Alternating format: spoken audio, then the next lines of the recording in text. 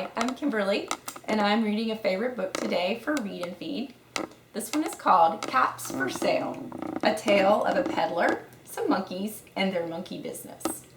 This is told and illustrated by Esphyr Slobodkina.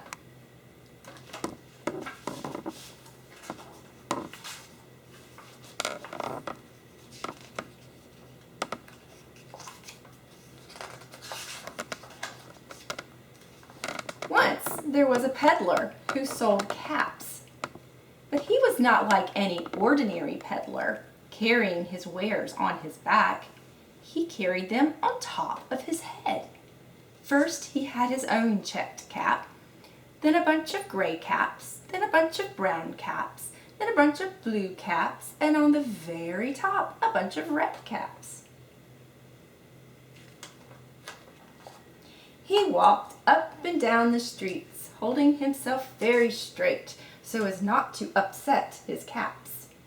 As he went along, he called, "Caps, caps for sale, 50 cents a cap." One morning, he couldn't sell any caps. He walked up and up the street, and he walked down the street calling, "Caps, caps for sale, 50 cents a cap." But nobody wanted any caps that morning. Nobody wanted even a red cap. He began to feel very hungry, but he had no money for lunch. "I think I'll go for a walk in the country," said he, and he walked out of town slowly, slowly, so as not to upset his caps. He walked for a long time until he came to a great big tree. "That's a nice place for a rest," thought he. And he sat down very slowly under the tree and leaned back little by little against the tree trunk so as not to disturb the caps on his head.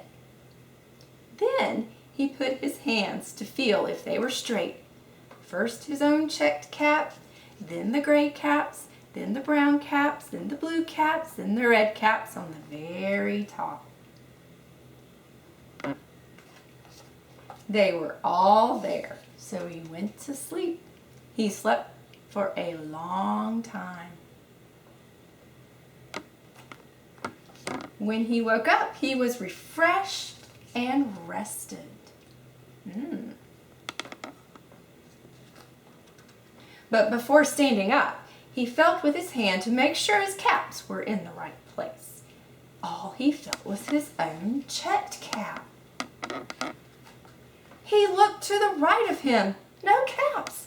He looked to the left of him, no caps.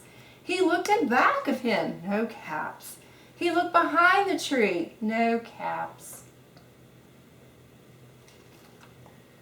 Then he looked up into the tree, and what do you think he saw? On every branch sat a monkey, and on every monkey was a gray or a brown or a blue or a red cap. The peddler looked at the monkeys. The monkeys looked at the peddler. He didn't know what to do. Finally, he spoke to them. "You monkeys, you," he said, shaking a finger at them. "You give me back my caps." But the monkeys only shook their fingers back at him and says, "Zit, zit, zit."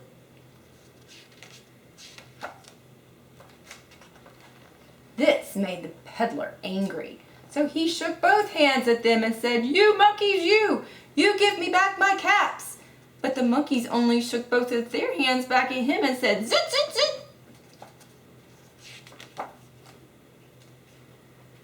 Now he felt quite angry. He stamped his foot. He said, "You monkeys, you better give me back my caps." But the monkeys only stamped their feet back at him and said, "Zit, zit, zit." By this time, the peddler was really very, very angry. He stamped both feet and shouted, "You monkeys, you must give me back my caps." But the monkeys only stamped both their feet back at him and said, "Zit, zit, zit."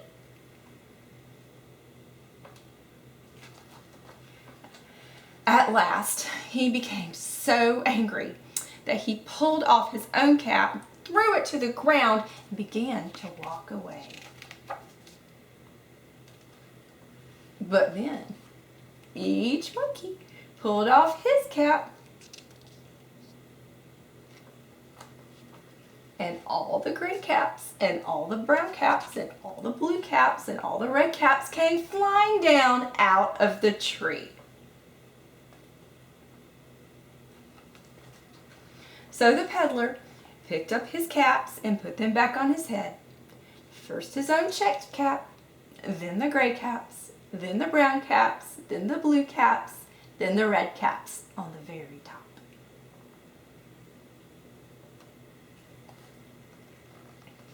And slowly, slowly he walked back to town calling, "Caps!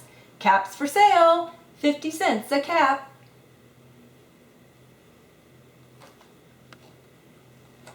The end. I hope you enjoyed Caps for Sale.